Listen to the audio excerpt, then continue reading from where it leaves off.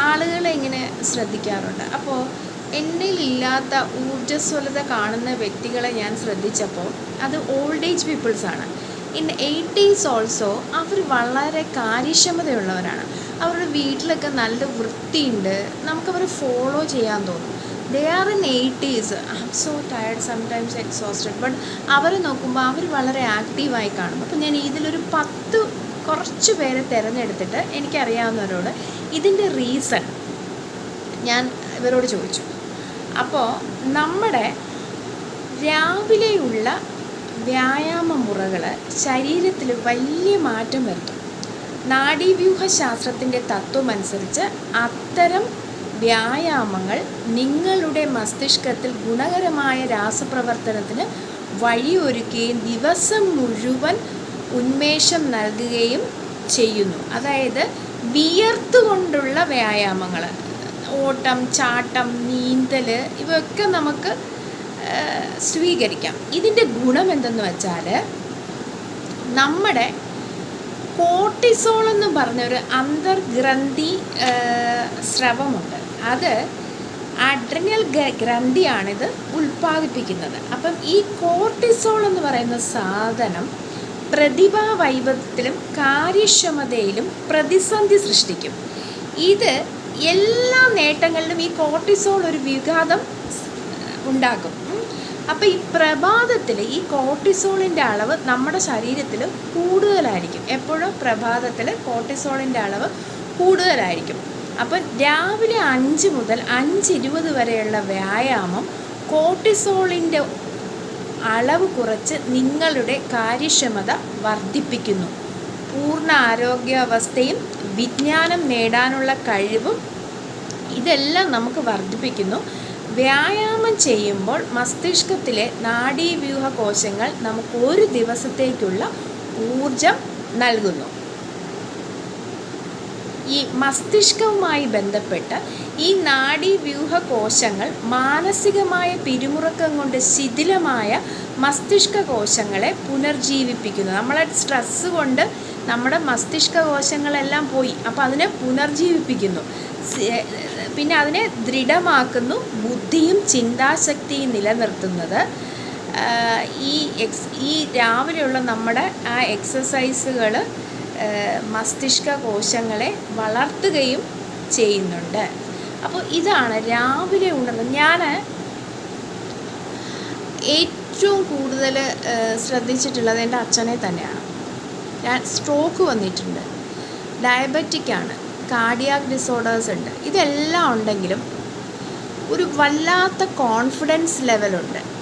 ഞാൻ കണ്ടിട്ടുള്ള ഏറ്റവും വലിയ ഗുണം എന്തെന്ന് വെച്ചാൽ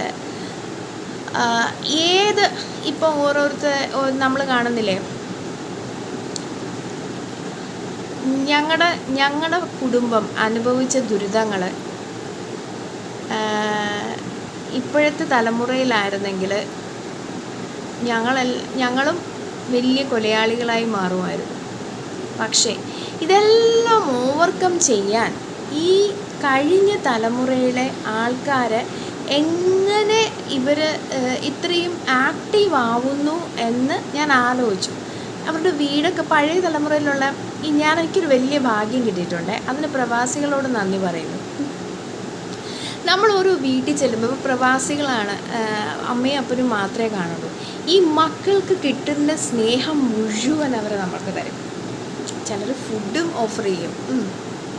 അപ്പോൾ നമ്മൾക്കിപ്പോൾ അപ്പനോ അമ്മയോ അമ്മയില്ലെന്ന് വെക്കും. അപ്പോൾ ആ സ്നേഹം മുഴുവൻ ഒരു വീട്ടിൽ നിന്ന് നമുക്ക് കിട്ടും. ഞാനിങ്ങനെ വീടുകളിൽ ഇങ്ങനെ ആർക്കെങ്കിലും ഇഞ്ചക്ഷൻസ്, മെഡിസിൻസ്, ഡ്രസ്സിങ് ഇങ്ങനെയൊക്കെ ചെയ്യാൻ പോകാറുണ്ട്. അപ്പം ചെല്ലുന്ന വീടുകളിൽ മക്കൾ പ്രവാസികളാണെങ്കിൽ oh my God, nurses are so lucky that എന്തൊരു സ്നേഹമാണെന്നോ. അവരുടെ ആ ഇത് കാണണം. ചായ തരട്ടെ, കാപ്പി തരട്ടെ, ഇത് ഞാൻ നന്നായിട്ട് എൻജോയ് ചെയ്യാറുണ്ട്. നമ്മളിപ്പോൾ ഹസ്ബൻഡ് അല്ലെങ്കിൽ ലവർ, ആ സ്നേഹം തന്നെ വേണം നമുക്ക്. കിട്ടാത്തപ്പോൾ എന്ത് ചെയ്യാൻ പറ്റും? നമുക്ക് എന്തായാലും ജീവിച്ചിരിക്കണമെങ്കിൽ ഈ സ്നേഹം എന്നുള്ളൊരു ഘടകം ആവശ്യം തന്നെയാണ് മനുഷ്യർക്ക്. നമ്മൾ സാമൂഹ്യ ജീവി എന്ന് പറഞ്ഞതിൻ്റെ അർത്ഥം എന്തുവാ? ഞാൻ ചിലരെ കണ്ടിട്ടുണ്ട് ഫ്ലാറ്റുകളിലൊക്കെ കുട്ടികൾ രാവിലെ 10 മണി തൊട്ട് രാത്രി 12 മണി വരെ കിൽ കിൽ കിൽ കിൽ പറഞ്ഞിരുന്നാൽ നോ പ്രോബ്ലം. പക്ഷെ അടുത്ത വീട്ടിലുള്ളവനോട് മിണ്ടാൻ പാടില്ല, മിണ്ടിയാൽ നമ്മുടെ സ്റ്റാൻഡേർഡ് കുറയും. അങ്ങനെ ചിന്തിക്കരുതേ. ഇന്ന് 10ാം ക്ലാസ്സിൽ പഠിക്കുന്ന ഒരു കുട്ടിയെ മറ്റുള്ളവർ ചേർന്ന് തല്ലിക്കൊന്നു. അതിന് ശ്രീകണ്ഠൻ നായർ സാറ് വിദഗ്ധ മീറ്റിങ്ങൊക്കെ കൂട്ടാൻ പറഞ്ഞു. ഇതിൻ്റെ പിന്നിൽ ഞാൻ ഈ ഓരോ വീടുകൾ വിസിറ്റ് ചെയ്യുന്നത് കൊണ്ട് ഓരോ കാര്യങ്ങൾ കണ്ടിട്ടുള്ളതുകൊണ്ട് ഞാൻ പറയുന്നത്, ഇതിൻ്റെ പിന്നിലെ ഫസ്റ്റ് വൺ, ഇപ്പോഴത്തെ കുട്ടികൾ മനുഷ്യരുമായുള്ള ബന്ധം കുറഞ്ഞു, വർത്തമാനം കുറഞ്ഞു. അവരുടെ ഉള്ളിലേക്ക് കില്ലർ ഗെയിംസ്, നിങ്ങൾ അവരോട് ചോദിക്കൂ എന്ത് ഗെയിമാണ് കളിക്കുന്നത്. എപ്പോഴും ഒരാൾ കില്ലർ ഗെയിമിൽ തന്നെ കോൺസെൻട്രേറ്റ് ചെയ്തിരുന്നാൽ അവരെന്തായിരിക്കും ചെയ്യുക? നമ്മൾ എപ്പോഴും ചെയ്തുകൊണ്ടിരിക്കുന്ന കാര്യം ചെയ്യാൻ തന്നെയല്ലേ നമ്മളുള്ളിൽ ആക്ടിവിറ്റി ഉണ്ടാവത്തുള്ളൂ, നമ്മുടെ ഉള്ളിൽ തോന്നൽ വരത്തുള്ളൂ. നമ്മളെപ്പോഴും നമ്മളതേ ചെയ്യത്തുള്ളൂ. അപ്പോൾ ഈ കില്ലർ ഗെയിംസ്, ഇതിനൊരു സിമ്പിൾ ഒരു വീട്ടമ്മ എന്ന രീതിയിൽ ഞാൻ കണ്ടുപിടിച്ച പരിഹാരം, വീട്ടു ജോലികളിൽ കുട്ടികളെ എൻഗേജ്ഡ് ആക്കും. അത് കരിക്കരിയുന്നാകട്ടെ, അടുക്കള വൃത്തിയാവുന്നാകട്ടെ, ബാത്റൂം ക്ലീൻ ചെയ്യുന്നതാകട്ടെ, വീട് ക്ലീൻ ചെയ്യുന്നതാകട്ടെ, വാഷിംഗ് ആകട്ടെ, അവരെ കൊണ്ട് പറ്റുന്ന എല്ലാ ജോലികളും, സാധനങ്ങൾ വാങ്ങാൻ പൈസയും കൊടുത്ത് അവരെ പുറത്തോട്ട് വയ്ക്കുക. ബോർഡ് ഗെയിംസ് പ്രൊമോട്ട് ചെയ്യുക. ചെറുതിലെ തന്നെ ചെസ്സിലോ ക്യാരംസിലോ ഇൻട്രസ്റ്റ് ഉണ്ടാക്കിയെടുക്കുക. ചെറുതിലെ തന്നെ വായനാശീലം. ഇതൊന്നും അത്ര എളുപ്പമായ കാര്യമൊന്നുമല്ല ഇന്നത്തെ കാലഘട്ടത്തിൽ. ഞാൻ അതിലൊരു സക്സസ് ആയ ആളുമല്ല. പക്ഷേ ഞാൻ ചെറുതിലെ ഒരു കുഞ്ഞിലെയൊക്കെ ഇതൊക്കെ പരീക്ഷിച്ച് നോക്കിയിട്ടുണ്ട്. അപ്പോൾ കുറച്ച് സമയങ്ങൾ ലാഭിക്കാൻ, ഇപ്പോൾ 10 മണിക്കൂർ TV കാണുന്ന അല്ലെങ്കിൽ 10 മണിക്കൂർ മൊബൈൽ കാണുന്ന ഒരാളുടെ 4 മണിക്കൂറെങ്കിലും നമുക്ക് സേവ് ചെയ്തെടുക്കാൻ പറ്റും. സോ ഈ പ്രഭാതത്തിൽ ഉണരുന്ന ശീലം, രാവിലെയുള്ള നടത്തം നിങ്ങളുടെ ജീവിതത്തിൽ പല ഐശ്വര്യങ്ങളും കൊണ്ടുവരും. എൻ്റെ ജീവിതം ഇരുളടഞ്ഞു കിടന്നതായിരുന്നു, ഇരുളടഞ്ഞു. ഞാൻ ഈ 5 o'clock എണീക്കാൻ തുടങ്ങി.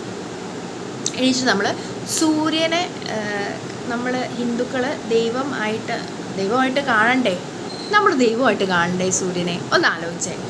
എന്തോരം പ്രകാശം നമുക്ക് ഫ്രീ ആയിട്ട് തരുന്നു. ലോകത്ത് ആരെങ്കിലും ഒരു സാധനം നമുക്ക് ഫ്രീ ആയിട്ട് തരുമോ? 10 തലമുറയ്ക്ക് കഴിയാനുണ്ടെങ്കിലും ഒരു നേരത്തെ ഭക്ഷണം തരുമോ എന്ന് ചോദിച്ചാൽ തരാത്ത ആൾക്കാരുണ്ട്. ആ സ്ഥാനത്താണ് സൂര്യന് ഇത്രയും പ്രകാശം നമുക്ക് തരണം. അപ്പം നമ്മൾ കൈയെടുക്കണ്ടേ? കൈയെടുത്ത് തൊഴുതിട്ട് സൂര്യൻ്റെ പ്രകാശത്തെ വീട്ടിലോട്ട് ക്ഷണിച്ചിട്ട് ഒരു വാക്കുണ്ട്, അത് ഒരു 21 പ്രാവശ്യം പറയുവാണെങ്കിൽ നിങ്ങളുടെ ജീവിതത്തിലേക്ക് ഐശ്വര്യം കടന്നു വരും. ആ വാക്ക് ഞാൻ പറഞ്ഞു തരണമെങ്കിൽ എൻ്റെ വീഡിയോസ് ഒന്ന് ലൈക്ക് ചെയ്യണം, സബ്സ്ക്രൈബ് ചെയ്യണം. അടുത്ത എപ്പിസോഡിൽ ആ വാക്കുമായിട്ട്, ആ ചേഞ്ചിങ്, ആ മൈൻഡ് ബ്ലോയിങ്, ജീവിതത്തിൽ വലിയ മാറ്റങ്ങൾ വരുത്തുന്ന, വെളുപ്പാൻ രാവിലെ എണീറ്റ് സൂര്യനെ നോക്കി നമ്മൾ പറഞ്ഞാൽ നമ്മുടെ ജീവിതത്തിൽ വലിയ മാറ്റങ്ങൾ വരുന്ന ആ വാക്കുമായി അടുത്ത വീഡിയോ. ബൈ.